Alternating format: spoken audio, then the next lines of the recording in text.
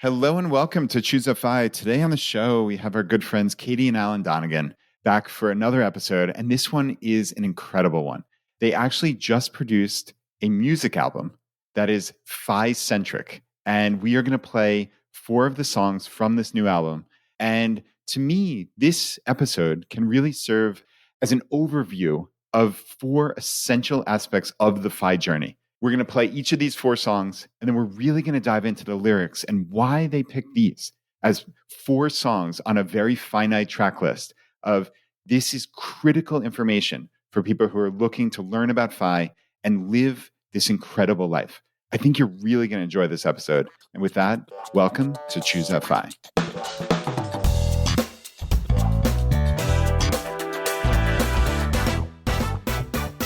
Alan and Katie, it is so good to have you back. We are so excited to be here. We love ChooseFI. And we love you guys. And not for nothing, but the 3 of us have been traveling quite a bit. And we have some more travel coming up in the future. So we spent basically 3 weeks together in Singapore and Bali, which was incredible. And you 2 are getting quite a big honor coming up here in early April. I'd love it if you could talk about it. This is something really incredible. Twice a year, the King, yes, that King Charles King of England, he publishes honours lists. So people that have done something of note in the country to contribute to society or community, charitable stuff, what have you. We were included on that list in summer of last year. And we were given British Empire medals for services to financial education for the work that we do in Rebel Finance School. And we're going to be picking them up at the Tower of London. And I believe you're coming along, Brad. I believe that's right. You guys are absolutely incredible. And you have a very incredibly finite space for the number of people that can join. And you invited me. And that is truly a once-in-a-lifetime thing. And that was just the easiest yes in the entire world. So thank you for, just being incredible friends. And a huge congratulations. I mean, huge. This is enormous. And you guys are just so deserving. It's really remarkable. Thank you. Yeah, someone on the Rebel Finance School course watched the course and put us forward for the honour. They said, oh, you should be honoured by the King for this. They filled out the form, sent it off, and we're, on the rung of the British Empire stuff. And now that is like knighthood, Order of British Empire. Like, what are the different, there's 5 different levels or something like that? I'm showing my ignorance here, but there's some finite number of these levels, correct? There's many different levels, and the knighthoods are one of the things that the King gives in these honours lists. Yeah. So it starts with the entry level, we're the British Empire medal. You got to start somewhere. You got to start somewhere. And then you get Order of the British Empire. OBE. Yeah. Member of the British Empire. MBE. And Alan is particularly excited about the next one, CBE. Commander of the British Empire. I would love to be Commander Donegan. And then all the way up to knighthood and damehood. And it's all just quite surreal, really. We have also been invited to a royal garden party, which will be going to that at Buckingham Palace in May as well. Yeah, if I didn't take my mum to that one, she would throw me off a bridge. Yeah, Brad's not invited to that one. No. All right. Well, I guess mom takes precedent, but that's going to be incredible. And again, just a huge congrats to you both. I really wanted to take a minute and just say it is remarkable what you both have done. And I think that's also, frankly, why you're here today is you 2 are trying in almost every discipline to get the word out about financial independence. And I'd love to just have you take a minute before we get into it and talk about this latest project, one of many you're working on, but the one we're here to discuss. The one we're here to discuss today is we have formed a band called the Rebelutionaries. And that is also a sentence I was not expecting to say last year.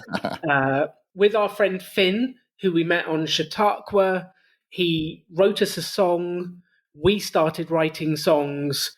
And then someone between the 3 of us said... It was probably you, Alan. Let's be honest about this. The man with the ideas and the let's make stuff happen. Someone said we should write an entire album charting the journey to financial independence, from earning your first dollar to investing to compounding to quitting and everything in between. So we've produced the world's first financial independence album. Wow. Okay. I like the sound of that. The world's first financial independence album. That's incredible. So where is this out now? Where can people find it before we get into, I know we're going to play at least 4 of the songs today. Where can people find this? I don't want you to hit stop. If you're listening to this, please don't hit stop and go listen now. Just wait for the episode to be over. But let's talk about it. So you'll be able to find it on Spotify, Apple Music, all the major platforms, and you'll just be able to search for Rebelutionaries. And the album is called Money Revolution. Money Revolution. And you should be able to just Google us and find our website, and you'll be able to listen to the tracks wherever you are. Okay, I like it. And just for clarity, because sometimes it's hard to hear, that is Rebelutionaries. So they have the Rebel Finance School, REBEL, so Rebelutionaries. So yeah, we will have that obviously in the show notes so you can click and you don't have to type it, but it should be easy to find. Yes. Okay, friends. So I think how we're going to do this is we are going to play 4 songs in their entirety. And ultimately, the way that you wrote this album is, okay, yeah, they genuinely, and I've listened to it, as you well know, you gave me a sneak peek in Bali. The songs are great. They're really listenable, but ultimately it's the point behind them, right? And that's why we're spending an episode on this, which is, okay, we're going to talk about 4 distinct parts of the financial independence journey. And this episode is going to be, I think it's going to be fun because we're going to really slow down. We're going to listen to the song. We're going to go through the lyrics and we're going to talk about what are the lessons? Why in the finite space that you had in an album, why did you pick these 4 songs out of a finite number, in this case, 21 different songs, but why did we pick these 4? And I think that's really a good starting point. And you guys wanted to start with the ChooseFI song. So we're going to cue that up now.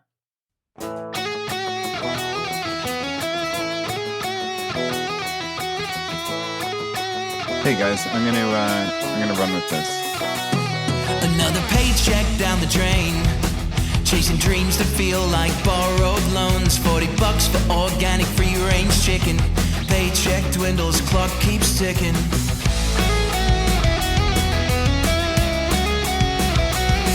Had my money tied down with Eddie Jones.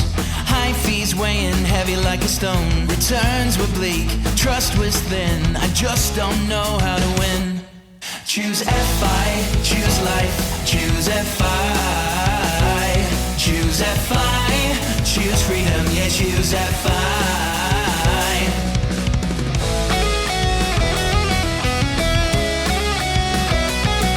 Choose FI, choose life, choose FI.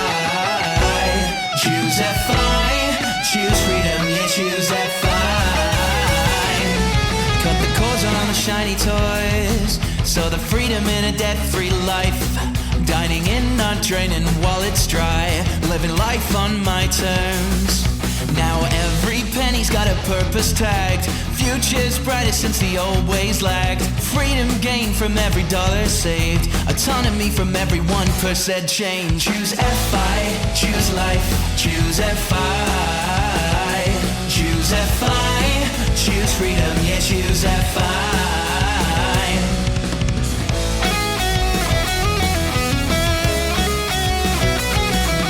Each episode my mindset starts to shift. The guys on the podcast giving me the lift of financial independence, a life redefined, step by step leaving the old grind behind. Choose FI, choose freedom, yeah, choose FI. I'm not chasing someone else's dreams, charting my own course. Sweat and toil gave way to peace of mind. Finally free from corporate grind. Choose FI, choose life, choose FI. Choose FI, choose freedom, yeah, choose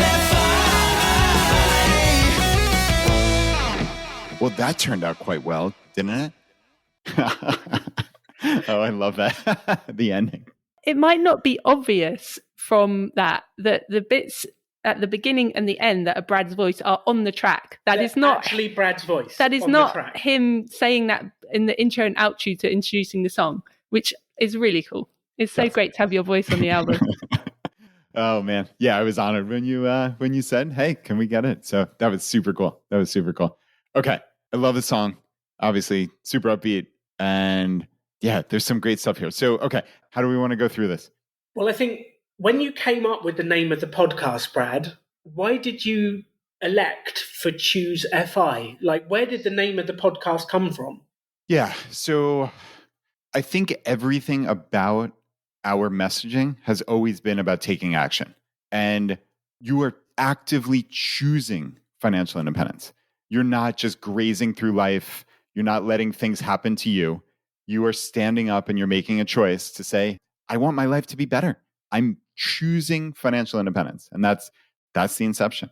I love that. And that was kind of the purpose of the song, was to actually have that message. Can you imagine if people are playing this at home and the kids are running around going, ChooseFI, and they're all singing along? We actually want people to repeat that. I'm choosing it. And that was the message. We see it as part of the indoctrination of, the nation and the world, that people get humming these things. And it's uplifting as well. We want this to inspire people as they're working towards it and make them feel part of a tribe even more as well. Because it's like, I listened to that podcast. I know what that's about. Yeah, I love it. And I'm just going through some of the verses here, right? And it starts off very simply, another paycheck down the drain, right? And I feel like it's almost like Groundhog Day for most people, year after year, decade after decade. I tell people, hey, you're going to wake up, unless you're intentional, unless you actually try to save your money, you're going to spend it all. And you're going to wake up at our age, right? You're going to wake up in your 40s or late 30s and 50s, whatever, and have essentially nothing to show for it financially. Now, does that mean you lived a terrible life? No, but I think most people who are just grazing through life, they're just going through the motions. It's the same thing over and over. There's no intentionality behind how they spend their money. There's no intentionality behind any aspect of life. It's, hey, I have a pretty good life. I'm going on a vacation or two a year. I have a couple nice cars. We go out to eat and who knows, right? But when you look back on it, it does feel like that just was down the drain. You're not really doing anything specific and overt with it. Which is amazing. The average person earns several million in their lifetime, just from the fact that they have X wage of X number of years, and then you get to the end of it and they have nothing to show for it. And we have people who come on the Rebel Finance School that are 50, 60, 65, and they're trying to fix this now.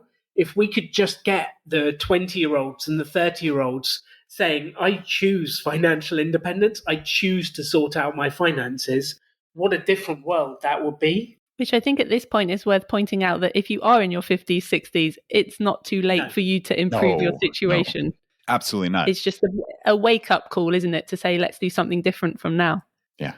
So, Brad, the second verse, had my money tied down with Eddie Jones, high fees weighing heavy like a stone, returns were bleak, trust was thin, I just don't know how to win. Where did that, because you helped us write these lyrics, Where did that come from?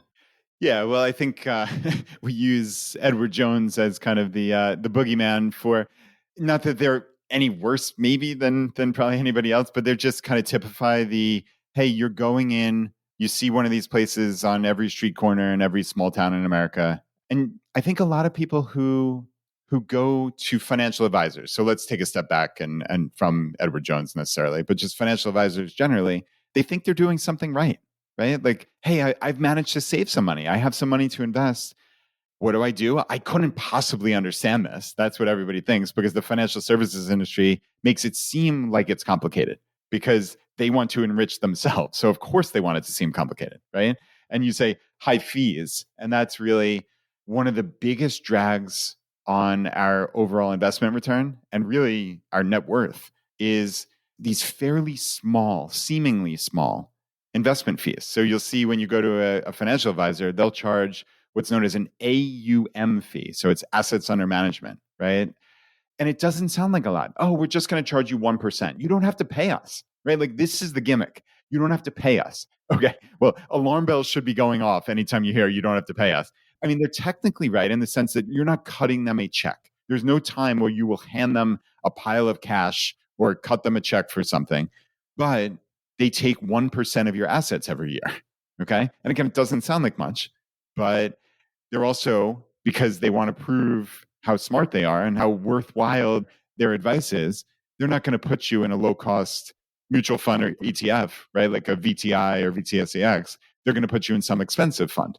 And interestingly, I don't think you guys knew this, but about a month ago, the end of February, in my newsletter, which I send out every Tuesday, I had a section called The Impact of Fees on Your Investments. Okay. So I actually looked at just the simplest way possible. I was talking about somebody who's on the ChooseFI path.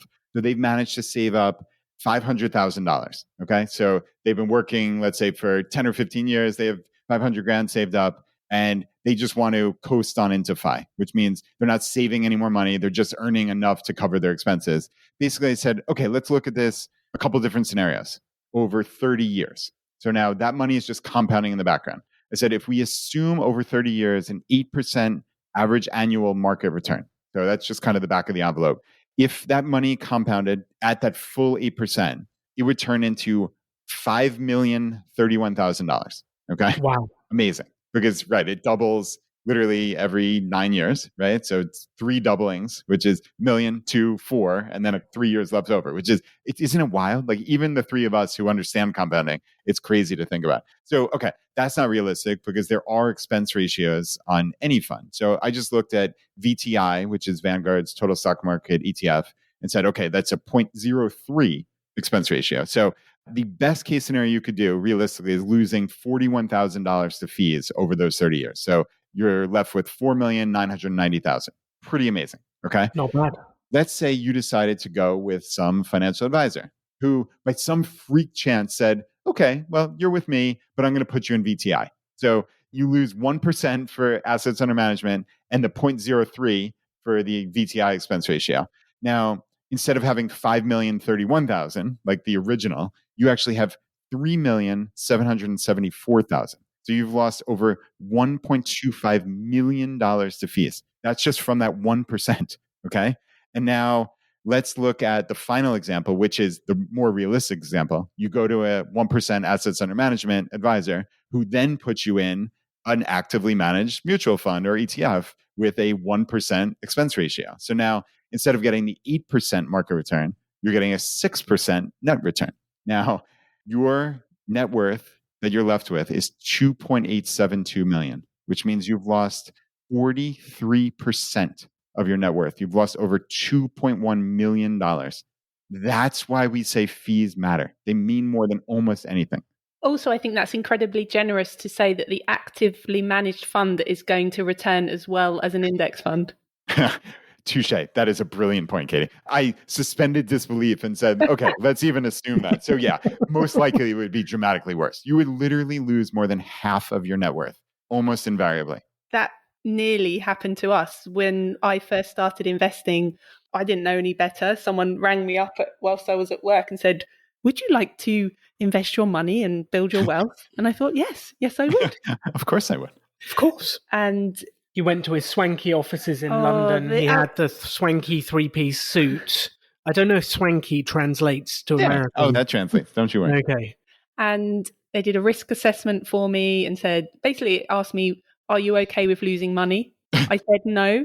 So they put me in a cautious fund. I was in my early 20s. So I had 50% bonds, 50% stocks. And we had incredibly high fees. The entry fee, I had to pay 3% of anything that I put in. So if I put in £100, I only get to invest 97 of them. The fund fee was 1.61%. And the platform fee, so the fee to the advisor was 0.8. It was total 2.21%. So you had an entry fee plus 2.21. You did the sums to work out what that actually would have cost us. Well, we dug out the paperwork and it was the two of us, me and Alan, and an incredibly intelligent friend of ours, Matt, who has a first-class degree from Cambridge. He's a clever stick. The three of us spent 3 hours trying to understand the fee structure of these funds that I had been originally invested in. Luckily, in an alternate reality, we discovered financial independence, index investing, low-cost way of investing. But we worked out that if we'd have stuck with the financial advisor, we would have about £1 million. It's like, pretty good. Yeah, it's not nothing. As opposed to our current net worth, which is 2.3 million. we wouldn't be financial independent if we stayed with the wealth management company. We have this saying that wealth management companies only make one person wealthy, and it's your advisor, it's not you. Wow, that is incredible. So that's almost 60% of your net worth would have been just poof, gone. Evaporated. Unbelievable. Yeah. And again, it's just about education. I think that's what we're trying to do here, right? As at the end of the day, we're just trying to make you see, hey, there is a better way. And I think that's actually how the song finishes up, right? It's every penny's got a purpose. My future's brighter. Freedom gained from every dollar saved, right? With each episode, my mindset starts to shift, giving me the lift, right? Like a life redefined. These are all the things. I'm so thankful that you nailed it. I mean, you nailed the whole message of ChooseFI and really the entire concept of FI. This is an empowering mindset. That's why people get excited about it. That's why we've had evangelists listening to this podcast for 8 years who tell their friends about it because it is uplifting. It's empowering. And you feel like you're part of something. You feel like you can actually do this as opposed to, again, what does the financial services industry do? They try to make it complex. They make you believe you could not possibly do this.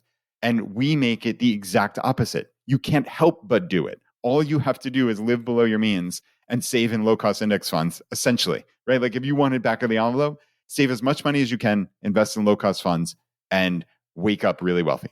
I feel like I'm riled up, Brad. I'm like, come on, let's go. Let's get the message. This is the whole purpose of it. This is why you wrote the album, Katie. Come on.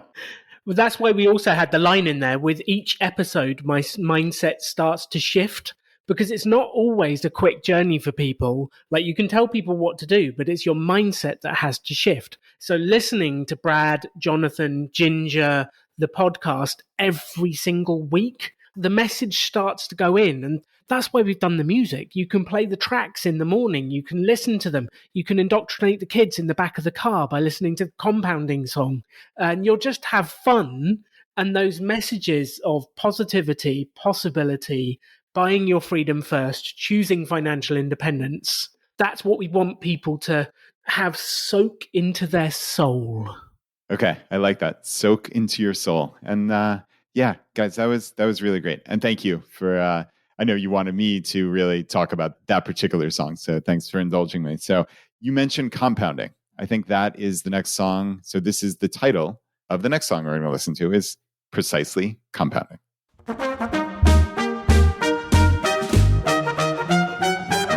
In a world of spending, I'm here to say there's a secret to riches I'll share today. It's not about income, but how much you save. Compound interest is the game we'll play. Oh yeah, compound, watch the market grow. Compounding is the way to go. Save, save, save, yes, save your dough. Save your dough, save your dough. Invest your money and watch it grow, watch it grow. Compound interest is the key to a future of financial security. Yeah.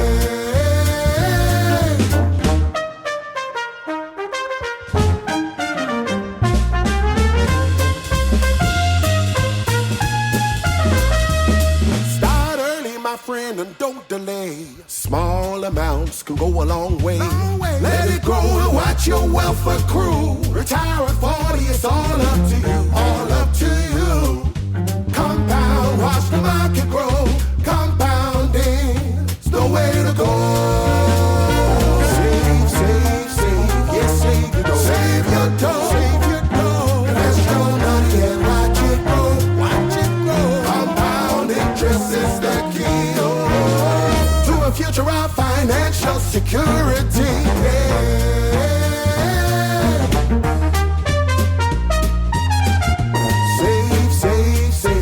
Save your dough, save your dough, save your dough. Invest your money and watch it grow, watch it grow. Compound interest is the key to a future of financial security.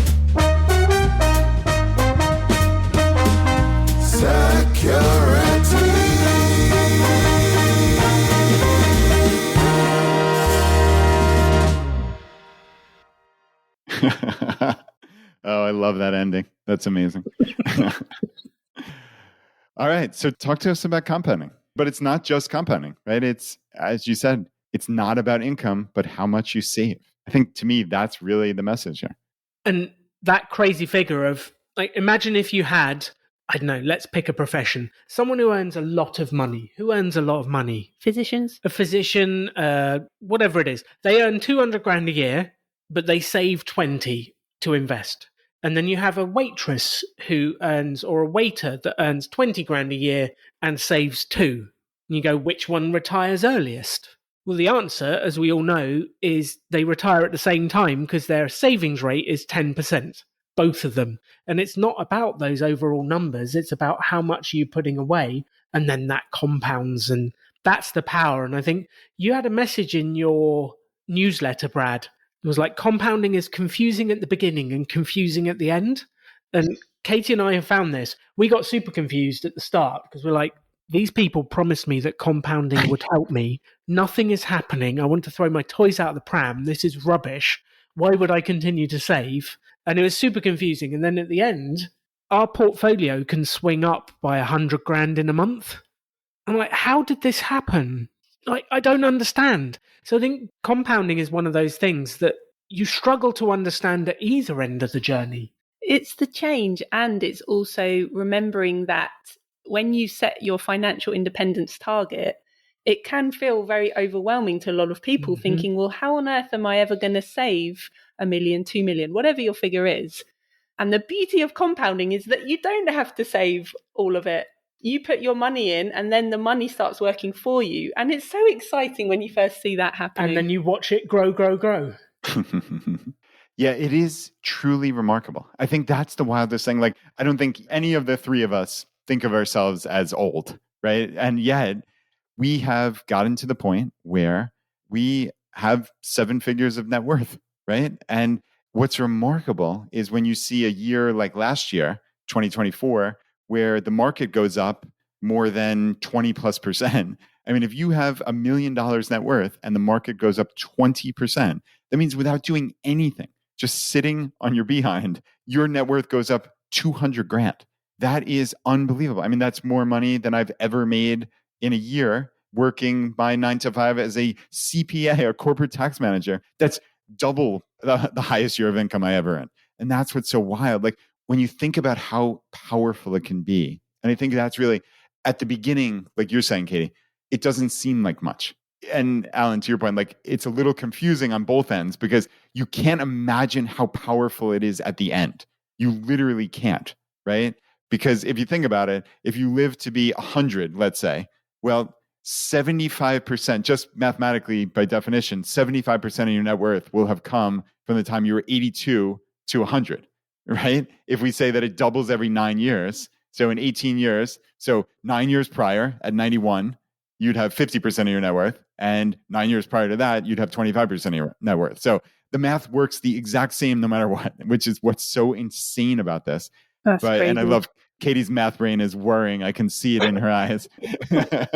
But at the beginning, it doesn't seem like much, right? Because if you have $1,000 saved up, well, 20% return on that is $200, which is not nothing, obviously, because it's the same percentage, but it doesn't feel like it's doing as much. But I think the important part is we need to take our stupid little brains out of it and realize, like, feeling has nothing to do with this. This is math. So, Katie, I know you're going to want to jump in on that.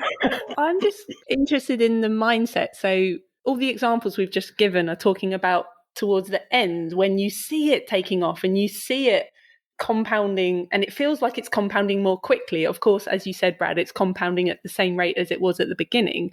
So how do we inspire and motivate the people at the beginning to stick with it when they think they're not seeing those returns in the same way? So for me, it would be every time you log into Fidelity, Vanguard, whatever your platform is, and you invest some money, play this song. Just put it streaming in the background, singing compounding, it's the way to go. And like, drum it into your mind that is what is happening. And then I think listening to the stories of people who are slightly further down the journey than you. I don't know if we've ever told you this, Brad. Katie and I had a realization a little while ago. We are currently worth more in terms of our net worth than we ever earned. Wow. So, like, we've spent more than we've ever earned. Basically, we've lived for free for our entire life, is what I'm trying to say, is we've earned this money and we've spent it each year on living, but we're now worth more than we've ever earned. That's incredible. So if you took your salaries for each of your respective careers and added them up, just put them on a spreadsheet, added them up, the number that would come total then is actually less than your current net worth. Way less. Like, absolutely way less. Like, basically, we have lived for free our entire life, which I just can't get my head around. And why am I telling everyone this? Because I want to inspire them. You will not be able to get your head around compounding in a way that you really want to at the start. You have to trust and invest and just like get your money in there. And we can tell all these stories and hopefully it inspires people, but you'll never get your head around compounding totally. It's just like we weren't designed to be able to understand it, human brains. Right. Human brains think in a linear fashion, not in an exponential fashion. It's just the way it works. But I think what's so important, and really the article that changed my life and has changed a lot of people's lives, was our good friend Pete, Mr. Money Mustache, his shockingly simple math behind early retirement. And he just has a really simple chart in here. And it's your savings rate, percentage-wise. And then in the next column, it's just then, therefore, your working years until retirement. And I think, frankly, he might even be a little conservative on this from what I've seen when doing the calculations, right? But he basically says, hey, if you save 50% of your income, you have to work for 17 years. And I think that is a little conservative. It's probably more like 13 or 14 from the numbers that I've run. And you both are nodding along vigorously.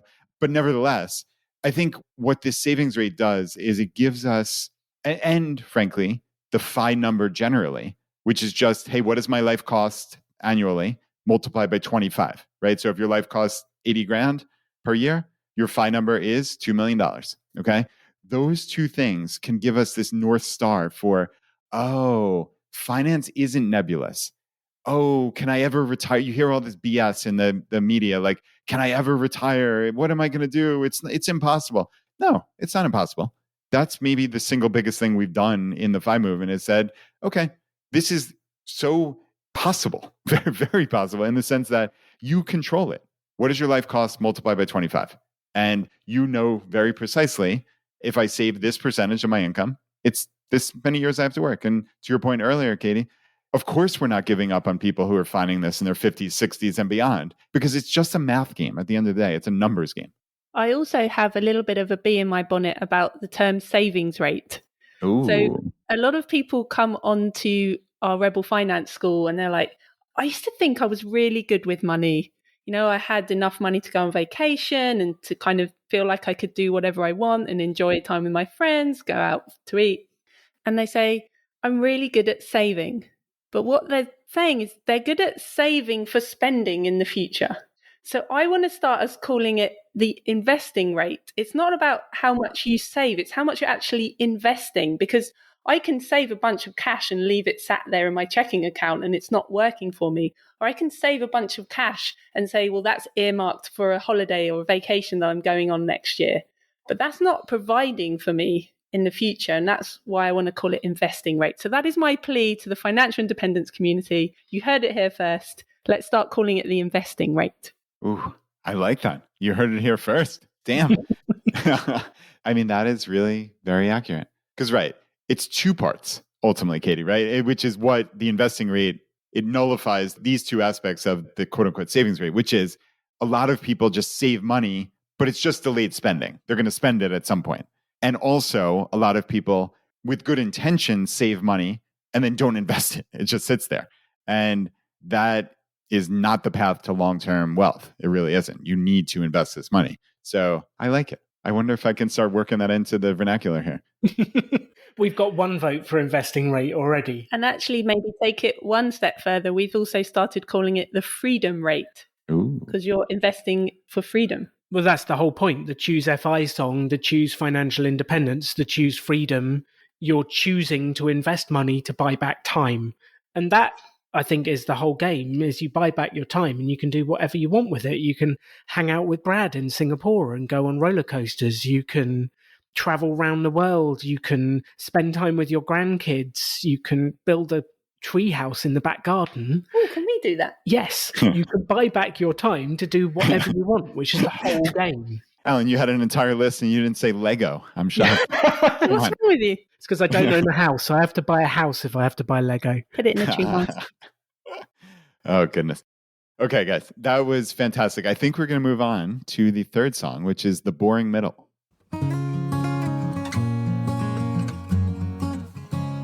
I've heard it called the boring middle, where the grind never ends. But this is where I've built my strength and learned to love the journey.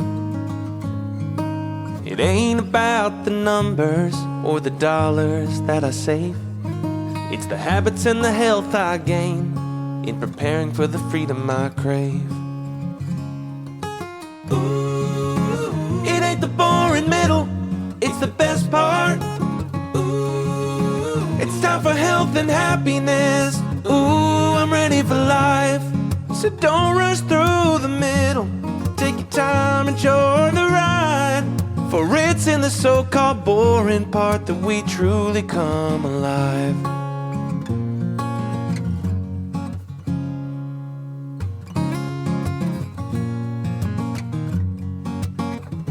Every step a lesson learned, every day a chance to grow. In the middle we find our peace and the joy that only we can know. Focus on the present, embrace the now. The middle's where we make our vow to live with purpose, to live with grace, so we are ready when we reach that place. It ain't the boring middle, it's the best part. Ooh, it's time for health and happiness. Ooh, I'm ready for life. So don't rush through the middle. Take your time, enjoy the ride. For it's in the so-called boring part that we truly come alive.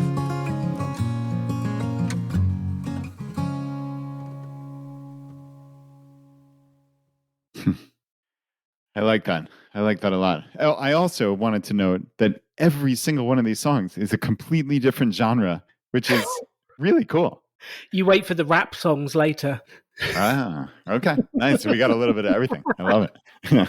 So this one's important. And I like how we're kind of methodically going through the FI journey here, right? So clearly you picked these 4 songs for a reason.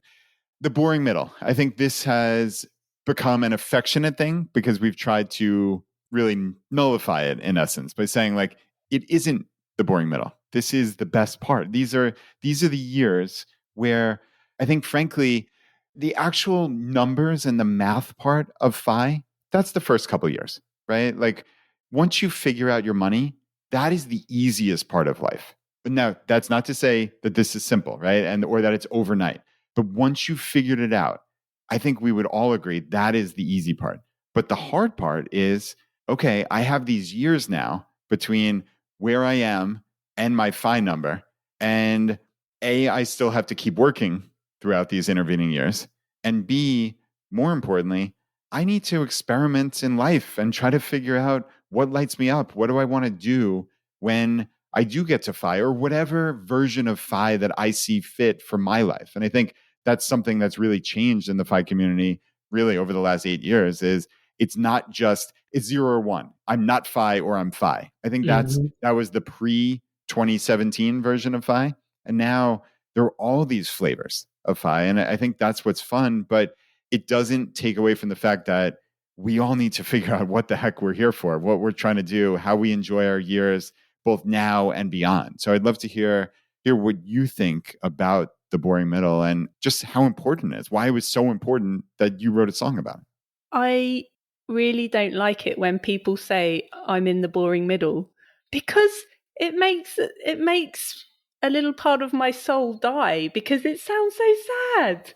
It's like I'm just trudging through life and it's really boring and I'm just waiting to get to this magical number, promised land, the future. Which, as we all know, or the 3 of us know, nothing magically happens when you hit financial independence. And I want to take these people and say, This is the cool part. This is the part where you figure out what life is about. You've automated your finances. You have the time and the space because you've got those finances automated to figure out what lights you up, to work on your health, to work on your happiness, so that when you have the freedom of time, location possibly as well, you can do some cool stuff with it. Yeah. Which for me, it's about doing the cool stuff along the way and not waiting for that number. Because if you've automated your finances, if you sort it all out, like it's not easy, but it's not that difficult. Invest in VT, invest in VTI, put it in a tax advantage account, and then get on with living your life. And I've been so inspired by watching Brad's fitness journey. The man has more muscles than I think he had. Like, he has more muscles in one arm now than he did in its entirety when he started the podcast. I think his muscles are compounding. They are muscles on compounding. muscles. It's not linear, it's exponential. But he's using his time for health and building habits and being present and going on roller coasters with his kids and living life. And just because you have a job doesn't mean you can't live your life. So to everyone who's listening this right now, how can you do some of the things you wanted to do in financial independence now? How can you work on your health, live the happy life, spend time with your kids? Don't wait for the end. It ain't the boring middle. It's the best part. Let's live life now. I have this vision of people sat just staring at their spreadsheets, waiting for time to pass, and I just want them to go and live their lives. Yeah. I mean, our lives are so finite, right? You cannot wish away any portion of a 80 to 100-year life. You can't, especially not an insignificant amount, right? We're talking for most people, that time from when they figured out their money to when they officially hit financial independence is most likely going to be 8 to 15 years, or maybe more, frankly, right? So to wish away 10 to 20% of your life, it makes no sense. So, right, like Katie's saying, sitting in front of a spreadsheet, just watching your money grow. That's not the recipe for a successful life. It truly is not. And as you guys put in the song, focus on the present, embrace the now. And I think how I've viewed life, certainly these past 10 years, is it's an experiment. And things are constantly changing. If we know one thing about life, it's that everything changes. It always does. And if you think it's going to be stagnant or be the same 10, 20, 30 years from now, I'm here to tell you there's no chance. There's no chance of that. You're going to grow in so many ways you can't imagine. Could any of the three of us have imagined we'd be sitting here today 10 years ago? It would be laughable, utterly laughable, right? Like it's insane. So yeah, I think this is the fun part. This is the experimenting part. And also then you get to this point where, like us, we have complete or essentially complete control over our time. And I was talking with a good friend on the phone yesterday, and we were talking about like just how fortunate we are that our quote unquote work, if you will, which is all voluntary, is very finite, and we can do whatever we want with our time. And we can spend hours at the gym each week. We can spend time. I have phone calls every single week with great friends of mine and just whoever it is that week. I'm like, what a cool thing. Like, even if these people don't live in my same city, in this day and age with WhatsApp video chat, you can talk to anybody with Zoom or Google Meet. It's free. You just hop on, you can talk to people. Like, that's what I think is so fun about FI is it is on your terms. And however you define that, but let's be clear, you need to define it. You have to figure it out. And you also have to understand that even once you've defined it, it might change a little bit. And I know you two are actually perfect cases in point, right? You've been traveling for the better part of 5 years now, not living in any home base.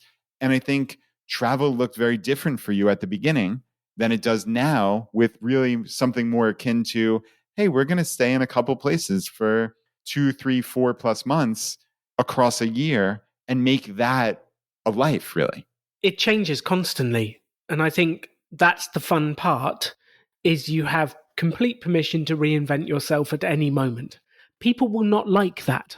You know that thing? Like, if a politician ever changes their mind, they will get absolutely rinsed for changing your mind. But actually what we should be saying is like, I learned something new and I've changed my opinion, and we should celebrate that. don't have to be consistent. You can reinvent yourself. Like, what I would love to say to people is, if you're not happy with the way things are, change it. People are always saying to me, I don't like my job. I'm like, well, let's change it then. And I kind of look left and right and go, like, what's stopping you? Can I do that? Which I think part of it is they can change the way they're thinking about their job as well. Yeah, you can change the way you think about the job. You can change the people you work with. You can change where you are, where you're going. You can completely reinvent yourself. So if you catch yourself saying, I'm in the boring middle, we need to reinvent what's going on so you're having fun. Do not waste those years of your life at any point, which kind of actually brings us neatly on to the last song, which is about wasting years of your life. And I've done it. Everyone, like, no one is immune to it. You kind of get stuck in things that aren't serving you and you just do them. And it's almost as if staying where you are, the pain of staying where you are is less than the pain of moving to something you don't know. And we evaluate it with that, I don't like where I am, but who knows if I like where I go. So we stay where we are. And at some point, you just have to take a leap and make things happen. And it's when let's be fair, I didn't always take the leap. Sometimes I was kicked. I was fired from my last job. I didn't choose to leave. They chose to leave me. But that firing turned out to be one of the best things that ever happened to me. And sometimes the universe needs to kick you to get you to do things. And I guess what we're trying to say to everyone here is, don't wait for the universe to fire you, to give you a health problem, for something to go wrong. Change now. Change before the universe asks you to change, and go and live your life completely. Yeah, that is it. It's take action, right? This is what we're all constantly saying in our own verbiage. But take action. You have to. So that is the perfect segue to the fourth and final song we're going to play today, which is One More Year. Should I work just one more year? Another day just like the past, counting down but moving fast. Time tick-tocking on its own, afraid to live a life unknown. Held back by now in fear and doubt, clocking in then clocking out. Nest egg never seems enough, golden years look kinda rough. Should I work just one more year? No, no, no, no, no. No more wasted years, life's too short to live in fear. One more year will keep me safe, just one more year I'll be okay. Done the sums 1,000 times, got plans A, B, C through the same. Should I work just one more year? No, no, no, no, no. No more wasted years, life's too short to live in fear.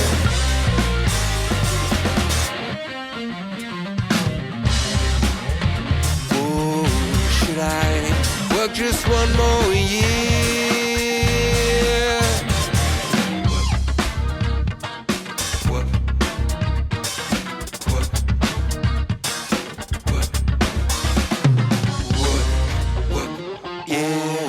Should I work just one more year? No, no, no, no, no. No more wasted years, life's too short to live in fear.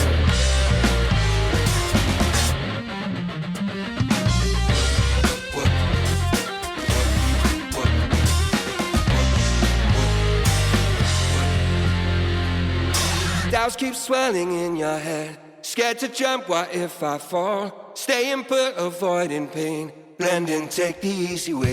Life's too short to live in doubt, take the leap, let joy come out. Find new passions, be unleashed, live a life that's truly lived.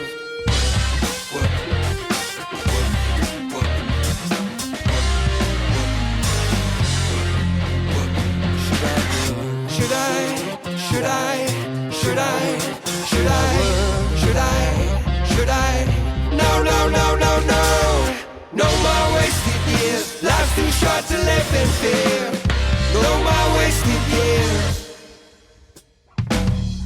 No more wasted years, no more wasted years. No more wasted years.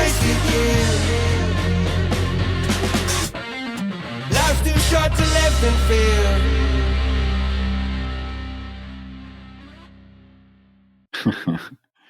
Oh, I like that one. That song sounds like a hit. That's a great sounding song. Not for nothing. Thank you. So, the message, more importantly, one more year. I think this is something that plagues a lot of people in the FI community. Talk to me about it. This one more year thing, every event we've been on, we met you in Bali at Amy Minkley's Financial Freedom Retreat. We went to Tribe FI in Australia. We went to Black FI Day in New Zealand. There's people there at every single one who have more than enough money. They have multiples over multiples. It's not like the 4%, it's the 2%. And they won't do it. They just won't quit. And it's as if they're stuck. And we just want to shout to people. It's not as if they're in jobs they love either. They tell us like, oh, I want to leave, but they won't. And then we grill them about their numbers. And then you find out later they've got a spare pension of 100 grand that they didn't count because they're like, oh, I don't count that. And we're just trying to get them to go, the maths is the maths. The maths works. Just leave and get on with living your life. No more wasted years. No more wasted time. Go and do what you want to do. That's the key message. It reminds me of something that Carl, Mr. 1500, said, which is people are scared that they're going to run out of money when actually they should be more scared they're going to run out of life. And they need to get on. We all need to. This is a message for me and us and all of us as much as anyone else, that life is too short to live in fear. And maybe you're not doing it with one more year syndrome. It even has a name in the FI community because it's such a big thing. Such a thing, the one more year syndrome. But in what other ways might you be stopping yourself from doing something that you've been wanting to do? Like, stop wasting that time and stop living in fear and get on with it. I'm talking mostly to myself at the moment. Yeah. I mean, this is a big issue. I think a lot of us are naturally a little conservative with our money, certainly, right? And there's always that little vein of fear that runs through us. But what it does is, I think people are looking for certainty. And I think it's so misguided, right? Like, you are taking a guaranteed certainty of wasting additional year or years, right? In this case, of working at a job when you really don't need to in most cases, because you have built in so many layers of conservatism to your numbers, right? Like, you've padded your expenses by 10 or 20%. You've not included here in the US Social Security. You've said, oh, I'm just going to take a 3% withdrawal rate, right? So like, this is not a 1 more year syndrome. That's, in that case, that's probably a 5 more year syndrome. And even still, it's hard for people to stop working. And I think that is something we need to get over, because yeah, okay, you might have a 98% chance of this working, right? But in that case, you didn't guarantee waste 5 years or 1 to 5 years in a job. So I think we need to reassess risk is really the most succinct way of putting it. We need to reassess risk, because what's riskier, truly? Is it, hey, I've wasted 5 years of a finite life? Or is it, there is a minuscule 0 to 2% chance, and I'm making these numbers up, obviously, but 0 to 2% chance that I'm going to have to go back to work for some small amount of money for a couple of years, right? Like, that's what we're talking about here. And I think that, to me, is what's most frustrating about the whole concept of 1 more year syndrome. Which I always had this theory of, you can choose your risk. Risk is inherent. There's always a risk, but you get to decide which one it is. Do you want to risk running out of life? Do you want to risk running out of money? Do you want to risk running out of working time? You can choose your risk. The question is, which one do you want? And I had a thought as we were talking, Brad, could you have retired earlier? Like, looking back at your number, could you have gone earlier? Like, what's happened since? Did you, without knowing, do this? Yeah, that's interesting. So I think my story, my FI journey, is inextricably linked with entrepreneurship. So it's harder to say. I think what I can definitively say is, under the new understanding of FI, which to me is something more akin to a ChooseFI or a Lean FI or whatever, Barista FI, whatever these different options are. But let's say ChooseFI most specifically.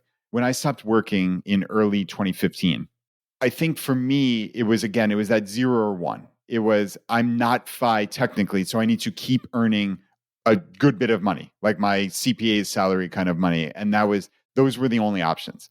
Whereas I think, to really answer your question, like at that point, I had this small website called Richmond Savers that was making a little bit of money, maybe $1,000 or I don't even know. I don't remember, but $1,000 or $2,000 a month, which is not nothing at all. And our lives just didn't cost that much back then. And we were both CPAs. We could have just worked for a month or two during tax season, plus this little bit of money that was coming in from my businesses. Like, I think by any definition, I was ChooseFI, and probably a year or two earlier, but I didn't realize it because I just didn't know enough. So I think had I not made this jump to entrepreneurship, I think I probably would have succumbed to One Maria syndrome at the time with the limited knowledge that I had. But I think that's what's so cool about, hey, over the last decade, we've all learned a lot about FI. We've all learned a lot more about how this works. And I think the Brad of 2025 would be at the point where, okay, I think I've got this. I understand this. And I'd like to believe that I wouldn't succumb to One Maria syndrome. So, Alan, I don't know if that necessarily answered your question, but hopefully it gave a broader answer that's more applicable. Well, I think it's interesting. It's a very interesting answer for everyone. The version of financial independence that exists today is far more nuanced, far more accessible for your average person to go, oh, this is the version that I want. This is what I want to do. I still think there are some messages we really need to get home to people, which we've been talking about in this episode. But given what we know now, you actually left work a little bit early, Katie, but given what we know now and what has happened, you go, oh, the power of compounding is far beyond what I could have ever imagined. And if I went back and played the game again, I'd probably invest a bit earlier, or I would probably leave a bit earlier. I'd tweak a few different things, and I would play a lot more into having the time to actually do what I want to do, and a lot more into like feeling free to really create things, do things, make a difference. And then I guess the reason for answering that question and asking you that question is to share what we've learnt with the people listening to the podcast and say, don't work another year. You probably don't need to. We've learnt so much about how this works. And every time you're thinking of working another year, play that song or play the compounding song to persuade yourself that you don't have to. And that song, the singer of that song is actually my business partner, Simon Payne. No kidding. So just get Simon screaming at you, no, no, no, don't do it. Get out there and live your life. No, live your life. I don't think we could come up with better parting words than that. Is no, no, no, live your life. Right? I think at the end of the day, that's what we all need to do. We need to understand this is truly not a numbers game. Look, obviously the numbers are important, but it's not a numbers game. It's a go out and experiment and figure out what you want out of your life game. And I just want to say to the two of you, you are shining examples of precisely that. And I'm so proud to call you friends, great friends. And I'm just so blown away by what you do in the world and just the amazing amount of energy you put into all these projects. You have 7 different projects going on at once. It's unbelievable. And I'm just consistently blown away. And thank you for putting this album together for the FI community, but really for beyond the FI community. And I think this episode could be a starting point for FI, frankly, because I think it touched on really 4 incredibly essential aspects of our entire journey. So thank you for putting it together. I think this is really great. It's our pleasure. We absolutely love you and we love the FI community. The FI community and the knowledge that was shared by Pete, JL Collins, the mad scientist, you, that enabled us to buy our freedom. And we almost see it as our duty to share that with a new generation. And that's what we want to do with this music, is people teach by blogs, podcasts, YouTube channels, books, but no one's ever written a music album that you can play in a car when you've got your friend trapped with you for 7 hours. You could play it on repeat. They will eventually ask, why are you playing a song about index investing? They'll ask, why is there a song called Quit Like a Millionaire? This is weird. Why is there a song called Badassity? That's a strange word. They will be totally and utterly confused, hopefully in a way that opens their mind to finding out more. And that's our entire purpose. Lots of us that find this want to share it with people, don't we? We want to encourage other people to think about their lives in a different way. And when I first discovered financial independence, I went into the very preachy phase. I wish I'd had this tool to sort of pry open the door into a conversation with someone and just pique their interest. And we'd love it if this music was something that could do that for people, for their partner, for their kids, for their friend that they really want to talk to about it. Play it at a dinner party. If you're a teacher, play the compounding song at school whilst you're teaching maths. It's a completely clean album. There's no swear words, even in Quit Like a Millionaire, although there will be an explicit version of that you can play at home. But play it at a dinner party. Play it in the car. Play it for your kids. Use the music to sing along to the messages. And our hope is we can help an entire new generation of people live these messages, and they'll be singing the ChooseFI anthem at every single ChooseFI meetup. We'll play it on the songs. We'll talk about $40 organic free-range chicken and not buying it and avoiding Eddie Jones and all those messages. And Brad, keep doing what you're doing. Keep sharing the message. Your podcast is just constant inspiration and energy, and we admire what you have created. Thank you, my friends. I really appreciate it. And this is really cool. I absolutely love that you created this.